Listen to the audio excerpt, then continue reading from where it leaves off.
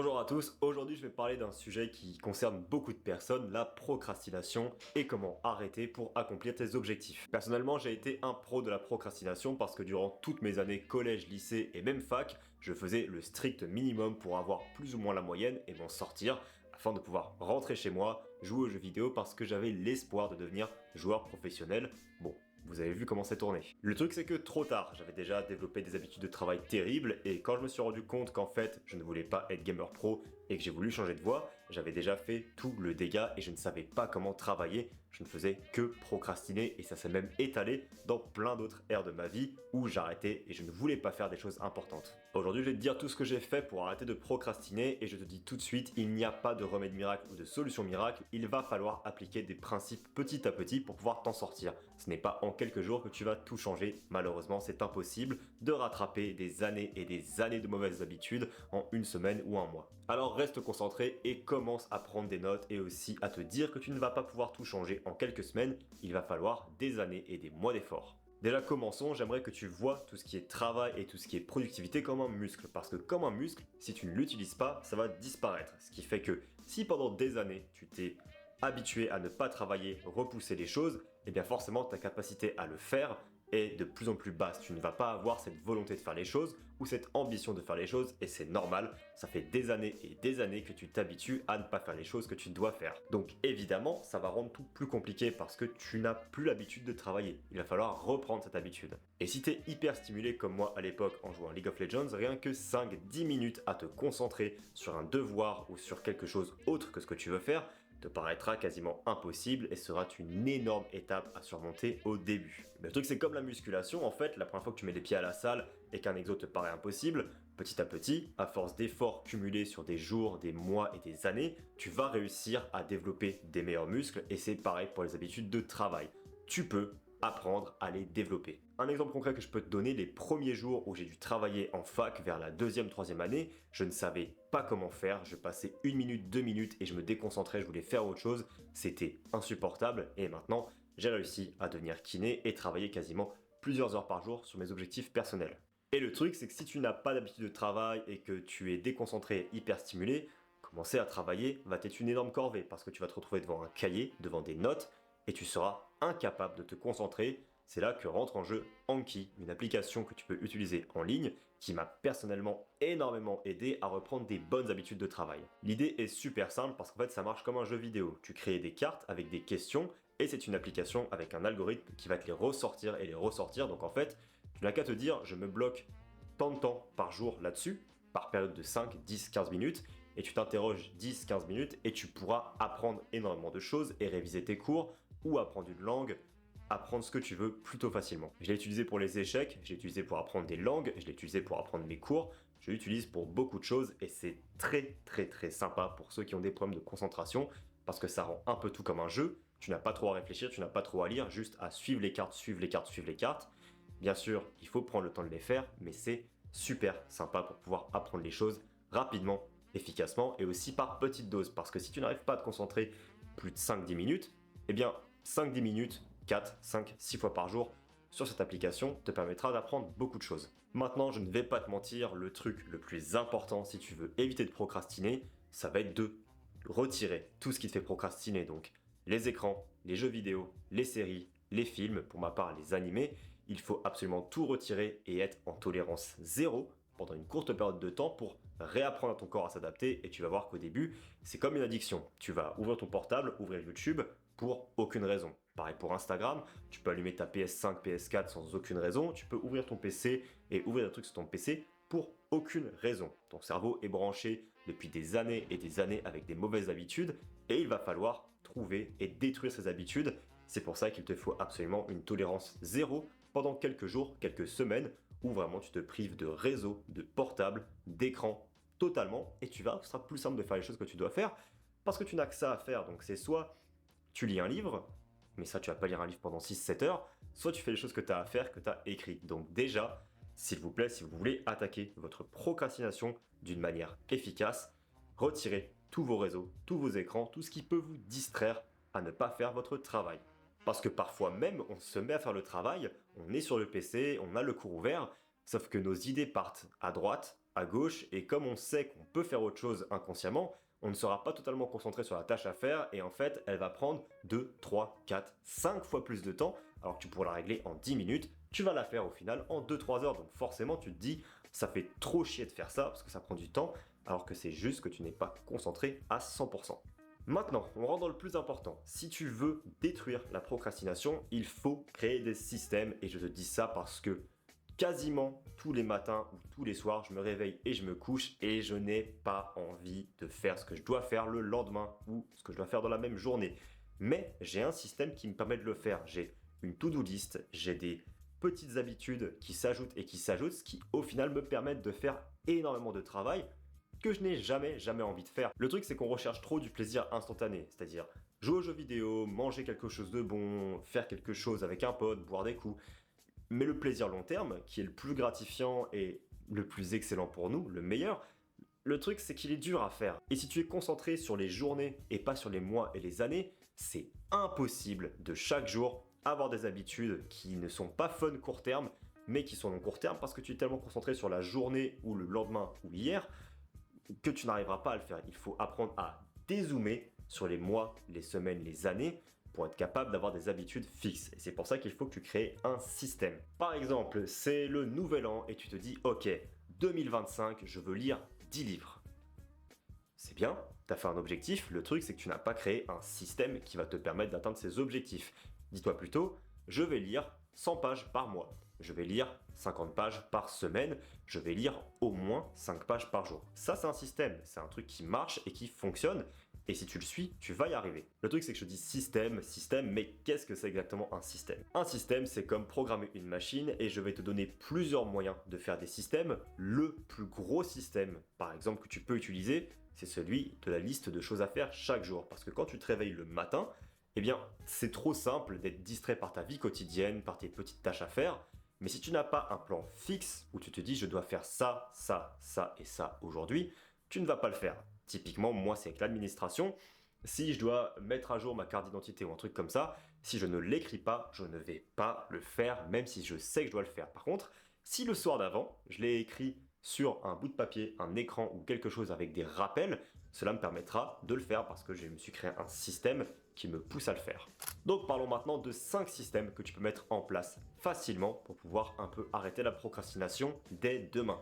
Donc je l'ai dit, le numéro 1, c'est une liste de choses à faire, mais attention s'il te plaît, fais-la le soir avant d'aller te coucher pour le lendemain, parce que si jamais tu le fais la journée même, tu vas oublier des trucs. Le soir avant d'aller te coucher, tu sauras ce que tu dois faire, parce que je pense que tu as déjà vécu ce moment où tu sais, à 3h du matin, tu réquestionnes toute ta vie et tu te dis « Ok, je vais me mettre à faire ça, je vais me mettre à faire ça et ça ». Eh bien, crée une liste de choses à faire, ne le laisse pas dans ta tête, mets-le sur un papier et force-le toi du lendemain à le faire. Et commence petit. Au début, écris des petits trucs qui sont abordables pour toi, aller marcher, aller faire du sport, réviser un peu, et petit à petit, tu verras que ton mental pourra ajouter des trucs, tu arriveras avec une belle liste de choses à faire, et qui te feront te sentir bien, et tu ne te sentiras pas non plus débordé par cette liste. Donc, travaille petit à petit là-dessus, tous les soirs fais une liste, moi c'est mon système préféré, il est super efficace pour moi, ça marche parfaitement. Avoir une liste permet de cocher, et comme ça, dès que tu as fini, tu sais que c'est bon, tu peux faire tout ce que tu voulais faire, que tu t'es retenu de faire. Système 2, le time blocking. Alors ça, c'est quelque chose que je n'utilise pas du tout, je n'aime pas ça, mais pour beaucoup de personnes, notamment ceux qui font médecine ou d'autres études compliquées ou métiers compliqués, le time blocking consiste à réserver des périodes de ta journée pour faire certaines choses. Par exemple, tu dois trouver un emploi et tu procrastines de trouver un emploi. Eh bien, tous les jours, de 14h à 17h, tu te bloques 3 heures où tu bloques toute distraction et tu fais uniquement la tâche que tu dois faire pendant les 3 heures, rien d'autre. Ça s'appelle le time blocking. Moi, ça marche pas parce que j'aime bien faire d'une tâche à l'autre toutes les 30 minutes, ça me permet de mieux me concentrer. Pour d'autres personnes, je sais que ça marche très bien.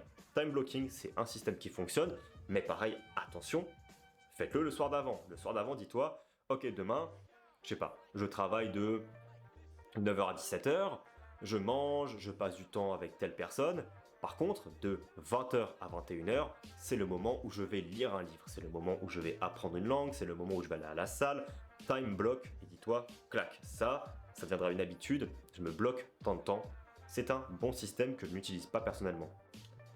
Numéro 3, système habit stacking, c'est-à-dire Tu as des habitudes dans la vie de tous les jours, des choses que tu fais inconsciemment. Tu te réveilles, tu fais quelque chose, tu regardes ton portable, tu te brosses les dents, tu te fais un café. Tu as beaucoup d'habitudes tous les jours que tu ne sais pas trop déterminer. Donc prends le temps de déterminer des habitudes que tu fais tous les jours. Donc te brosser les dents, faire à manger, aller au travail en voiture.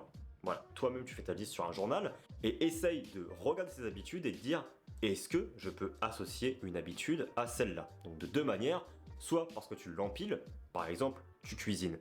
Cuisiner, ça te procure pas une grande relaxation et généralement tu penses à plein de trucs inutiles. Eh bien pendant que tu cuisines, peut-être écoute un livre audio, écoute un podcast. Ça marche bien, mais attention à ne pas tomber dans le multitasking. Détermine bien des moments où voilà, tu as le temps de faire deux choses en même temps. Cuisiner, marcher, aller au travail. Là, tu peux écouter un podcast ou un audiobook, c'est un premier exemple. Deuxième exemple, c'est utiliser une habitude déjà établie dans ta vie pour pouvoir en créer une autre. Par exemple, après m'être brossé les dents, quelque chose que tu fais tous les jours sans réfléchir, je vais faire 10 pompes. Comme ça, tu auras un trigger. Ah oui, c'est vrai que quand je me brosse les dents, il faut que je fasse 10 pompes. Tu vois ce genre de truc, c'est un bon système qui marche bien aussi. Pareil, perso, je ne l'utilise pas trop parce que je me contente de ma to-do list et c'est assez. Beaucoup de personnes aiment faire cela, avoir une habitude qui mène à une autre, qui mène à une autre. Je l'ai fait au début, ça m'a bien aidé. Maintenant, plus trop, mais ça peut être une bonne étape pour vous. 4. La règle des 2 minutes. Celle-là, elle m'a beaucoup aidé. Dès que tu n'as pas envie de faire quelque chose, mais vraiment pas, genre horrible, donne-toi la règle des 2 minutes. Dis-toi, je m'étais dit de le faire. Je l'ai écrit sur ma to-do list. Je vais le faire 2 minutes. Tu te mets un chrono, tu lances ton activité et tu te dis j'arrêterai au bout de 2 minutes.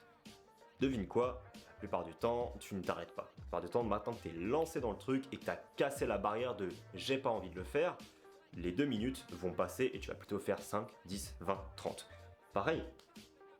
Ah, je devais m'entraîner aujourd'hui, je suis pas allé à la salle. Bon, allez, 2 minutes, je fais un peu de pompe. Bah, tu vas faire une série de pompes et généralement, tu vas en faire 2, 3 et tu vas faire autre chose. Et tu pourras même des fois regretter de ne pas être allé à la salle. La règle des 2 minutes, c'est un système à utiliser en plus de ta to-do list ou autre chose qui personnellement m'a aidé énormément et qui fonctionne très très bien. Parce que même si au pire, tu fais que 2 minutes, tu auras déjà renforcé l'habitude de faire le truc. Tu vois, même si t'as pas fait comme j'ai dit 2 minutes et après ça s'est enchaîné sur la suite et que tu avais vraiment la flemme, tu as au moins renforcé en toi cette habitude de le faire et ça sur des semaines, mois et années, c'est très très très important. Système 5, ton environnement va déterminer comment tu fonctionnes. Ça, c'est vraiment détaillé dans le livre de James Clear, Atomic Habits. Notre environnement est associé à des choses que l'on fait. Ton lit, par exemple, est associé au fait de dormir, regarder des vidéos YouTube ou être insomniaque. Ton bureau est associé à jouer aux jeux vidéo et ton bureau peut être associé à jouer aux jeux vidéo, ton canapé peut être associé à jouer aux jeux vidéo, ton frigo associé à manger de la nourriture de merde. Ça joue énormément. Ton environnement va fortement stimuler. Les habitudes que tu as créées dans ton environnement vont fortement déterminer tes habitudes. Donc, si tu as du mal à travailler sur ton bureau, parce que ton bureau, depuis que tu l'as utilisé uniquement pour jouer aux jeux vidéo, essaye peut-être d'aller dans une bibliothèque pour commencer à travailler. Ça pourra t'aider. Changer ton environnement, changer l'environnement où tu as des mauvaises habitudes. Dans le livre de James Clear, je te prends une habitude qui m'avait bien marqué. Pour des insomniaques qui n'arrivent pas à dormir dans leur lit, on leur demande pendant 1 mois, 2 mois, 3 mois de rentrer dans leur lit uniquement lorsqu'ils sont fatigués. Donc si jamais ils sont dans leur canapé, ils commencent à se sentir fatigués, ils vont dans leur lit, ils essaient de dormir. S'ils n'y arrivent pas, ils se relèvent, ils vont dans leur canapé ou dans leur pièce, ils attendent d'avoir sommeil et ils retournent dans leur lit. La théorie serait que comme ce lit a été associé à des habitudes de scroll sur le portable, regarder des vidéos, regarder des animés ou regarder le plafond à te dire que j'arrive pas à dormir, si tu réassocies uniquement ton lit à l'acte unique de t'endormir, ce sera beaucoup plus simple et tu pourras retirer ces habitudes. Très intéressant et moi ça a marché pour moi aussi. Je me suis mis à travailler au début dans des bibliothèques universitaires et petit à petit bien sûr j'ai réussi à corriger mes habitudes et en retirant tous les jeux vidéo, j'ai réadapté les bureaux à quelque chose où je travaille uniquement et je ne fais pas d'autres loisirs dessus. Et maintenant, là vient le plus important, le mot que tu entends partout, de la bouche de tout le monde, la discipline passe avant la motivation. Au début, quand j'ai voulu commencer à faire plein de trucs, je regardais des vidéos de motivation, je cherchais de la motivation, mais il faut chercher la discipline. Et même si c'est quelque chose qu'on répète et on répète et on répète, il est important de comprendre que Chaque jour que tu passes à faire les choses que tu fais te rapprochera de tes objectifs. Donc, essaye de ne jamais rater une journée. C'est ma nouvelle règle pour ma vie maintenant.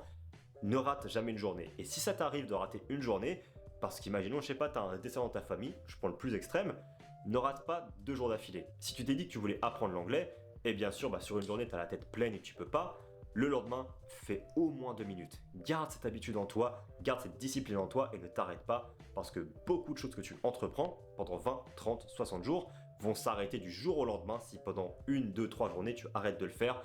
C'est ce que je vois avec beaucoup de personnes que j'ai coachées avec la salle. Voilà, tu as les outils que j'ai utilisés pour arrêter de procrastiner. Cela ne remplacera jamais se bouger le cul. Malheureusement, je suis désolé.